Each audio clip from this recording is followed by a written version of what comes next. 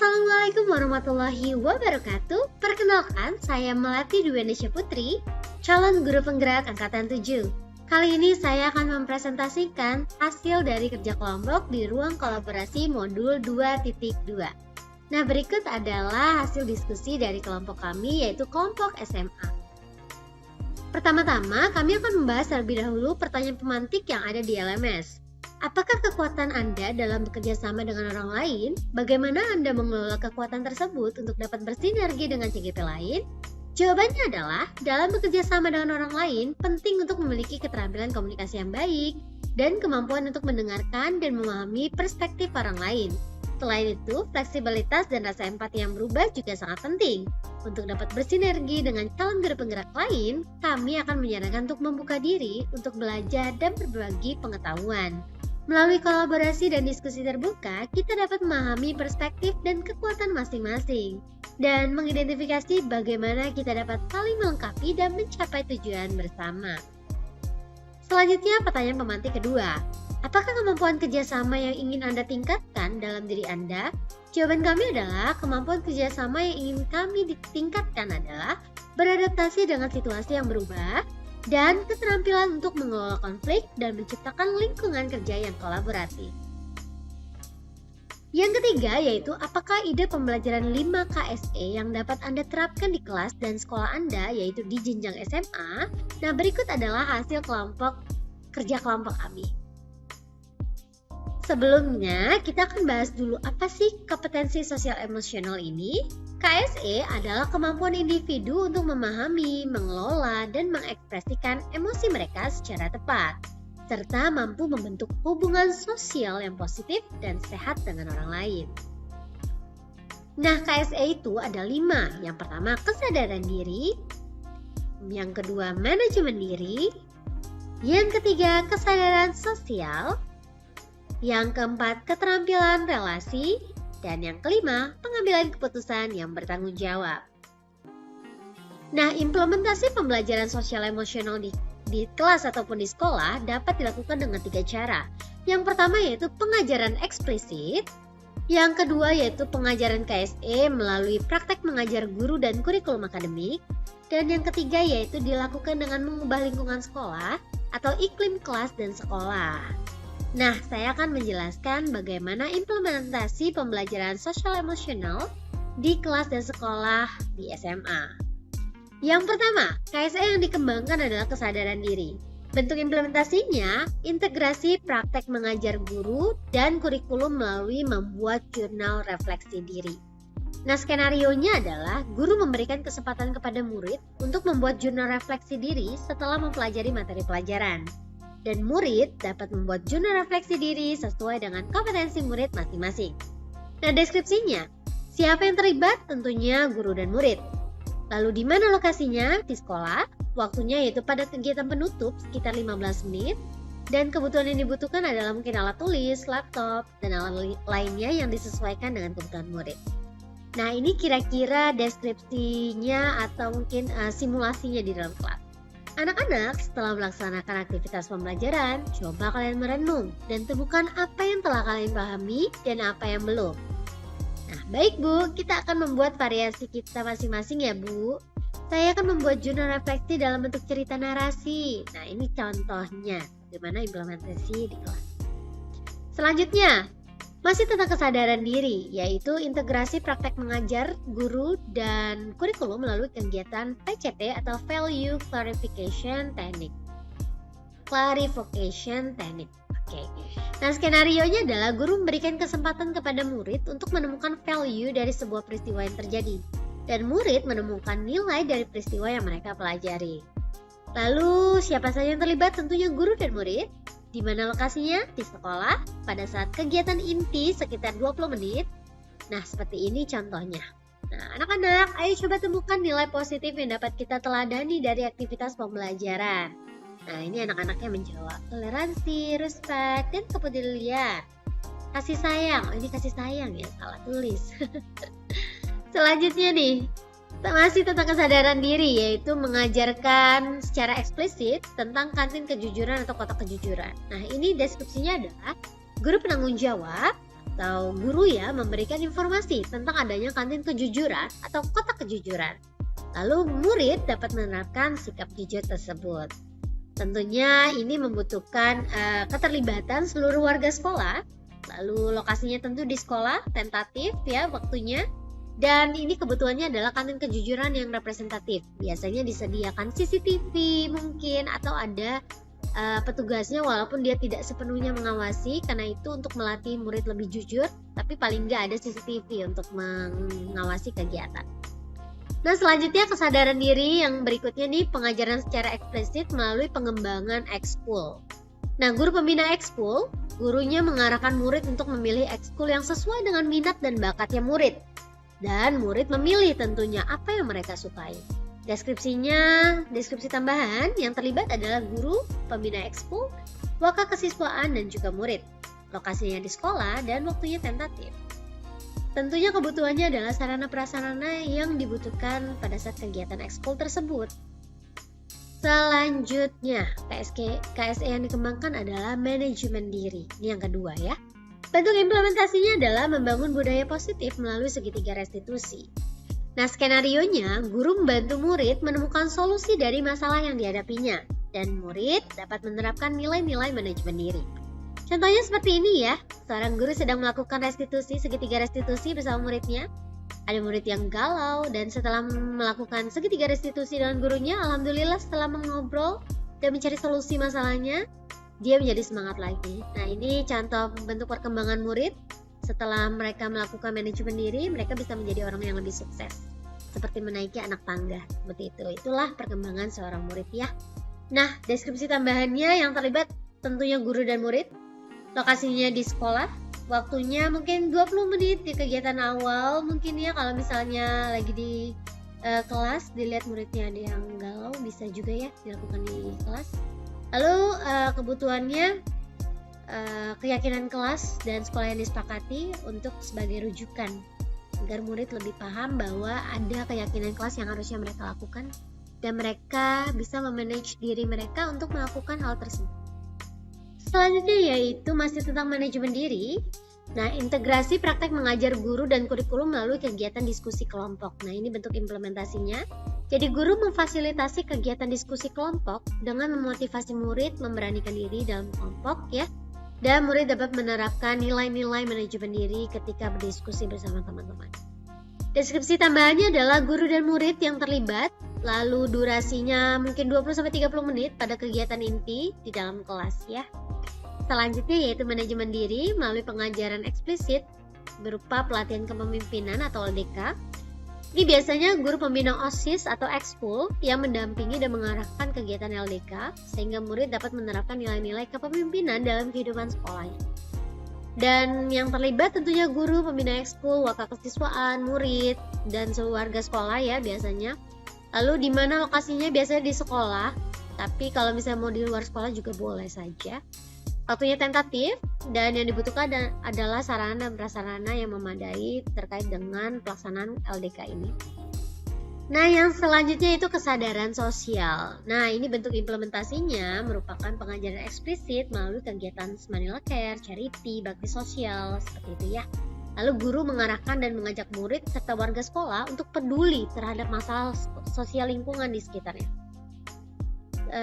Masalah sosial dan lingkungan juga ya di lingkungan sekitar mereka. Melalui kegiatan ini dapat mendemonstrasikan empati dan rasa welas kasih, menunjukkan kepedulian atas perasaan orang lain, dan memahami dan mengekspresikan rasa syukur. Nah, murid dapat berkontribusi aktif dalam kegiatan mengumpulkan sumbangan. Nah, siapa saja yang terlibat? Seluruh warga sekolah. Lalu di mana lokasinya? Tentunya di sekolah. Waktunya tentatif dan kebutuhannya mungkin barang-barang yang akan disumbangkan atau mungkin bisa uang. Lanjut yaitu pengajaran eksplisit melalui kegiatan muduk, nunggu beduk. Nah, ini menumbuhkan kesadaran sosial juga. Jadi guru dan pembina OSIS itu mengarahkan dan mengajak murid serta warga sekolah untuk menyisihkan uangnya dan dibelikan takjil, lalu dibagikan saat menjelang berbuka puasa. Melalui kegiatan ini dapat mendemonstrasikan empati dan rasa welas kasih, menunjukkan kepedulian atas perasaan orang lain, dan memahami serta mengekspresikan rasa syukur. Biasanya nanti pengurus OSIS yang akan membagikan takjil di pinggir jalan dekat sekolahan. Nah, siapa yang terlibat? Guru dan murid, di mana lokasinya bisa dekat sekolah atau di sekolah.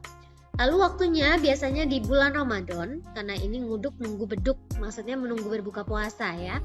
Lalu kebutuhannya adalah tentunya uang ataupun takjil. Sebenarnya sih uang ya untuk dibelikan takjil. Jadi takjil yang dibagikan ke orang-orang yang melewati sekolah atau jalan depan sekolah ketika menunggu berbuka puasa, agar mereka yang masih di jalan tetap bisa berbuka puasa. Begitu. Nah, masih tentang kesadaran sosial, nama kegiatannya adalah SDB Run atau Run for You. Ini juga mengajarkan secara eksplisit kesadaran sosial. Jadi deskripsi kegiatannya adalah guru atau PIC acara mengajak murid, warga sekolah, dan masyarakat umum untuk berdonasi, dan setiap nominal yang didonasikan akan dilakukan aksi berlari sesuai dengan tantangan yang diberikan donatur. Donasi diberikan kepada yang membutuhkan seperti panti jompo dan panti asuhan. Melalui kegiatan ini dapat mendemonstrasikan juga empati dan rasa welas kasih, menunjukkan kepedulian atas perasaan orang lain, dan memahami serta mengekspresikan rasa syukur.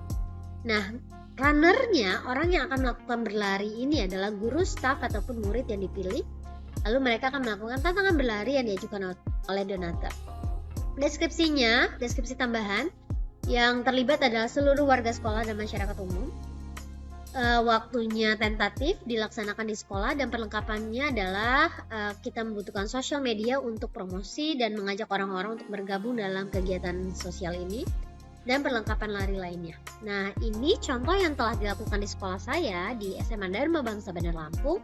Kami mengadakan SDB Run atau Run for You, dan kami mendapatkan donasi Rp53.930.463. Dan semua ini sudah dibagikan kepada orang-orang yang membutuhkan, panti asuhan, dan juga panti jompo.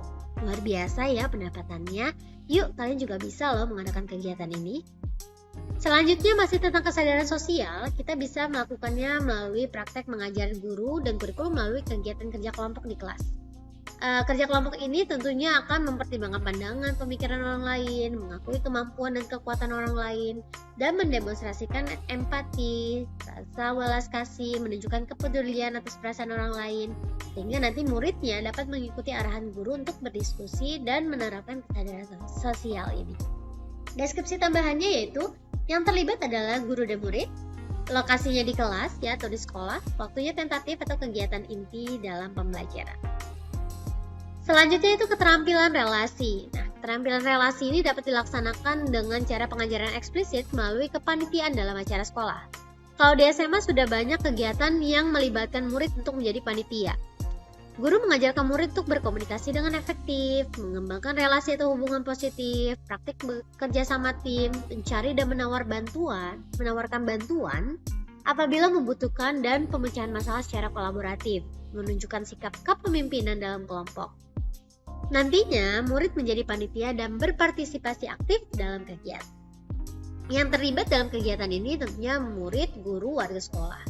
Lokasinya di sekolah, waktunya tentatif, tergantung kegiatannya ya.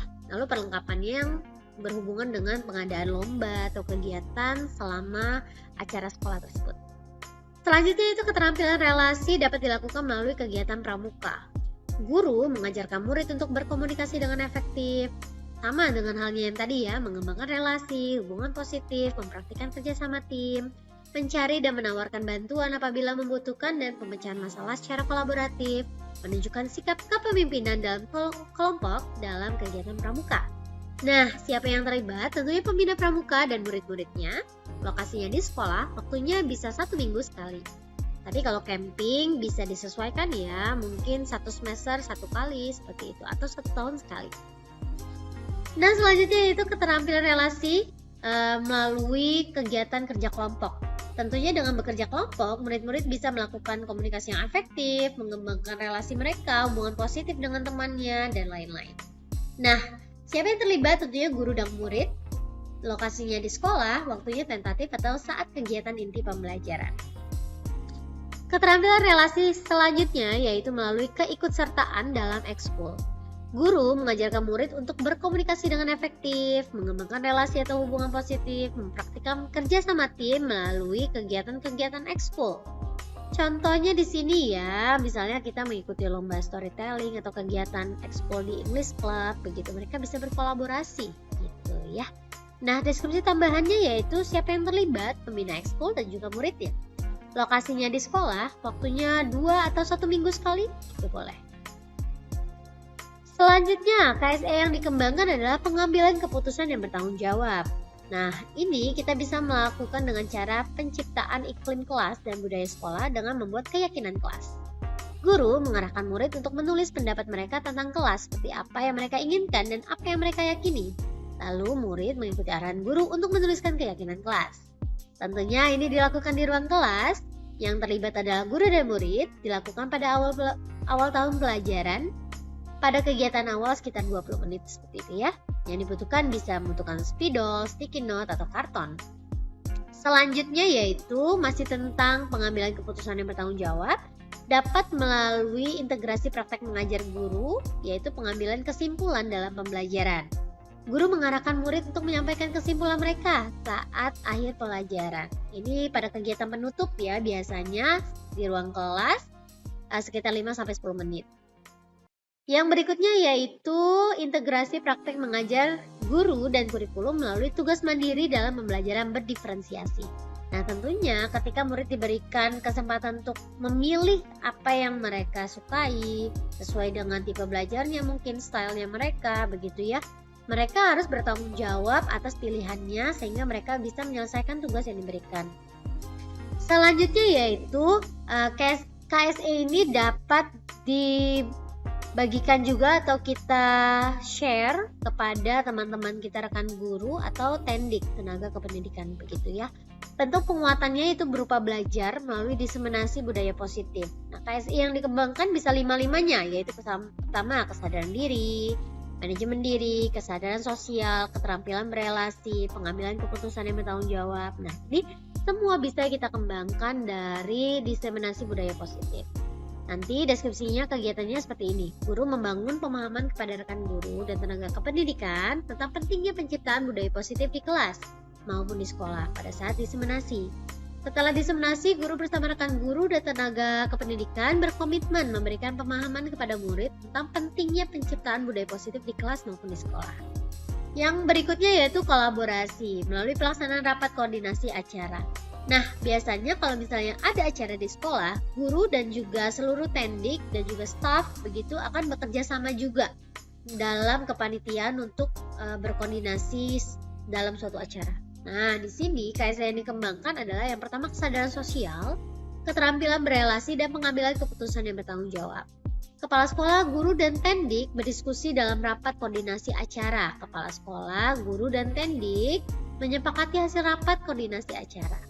Dan kesimpulannya adalah pembelajaran sosial dan emosional tidak hanya bermanfaat bagi murid saja, tetapi bermanfaat juga buat guru dan semua komunitas di sekolah. Pembelajaran sosial dan emosional menghasilkan pembelajaran yang menyenangkan dan berdampak terhadap pertumbuhan karakter dan budaya positif di sekolah. Terima kasih sudah menonton. Saya Melati Duanasya Putri, calon guru penggerak angkatan 7. Terima kasih. Assalamualaikum warahmatullahi wabarakatuh.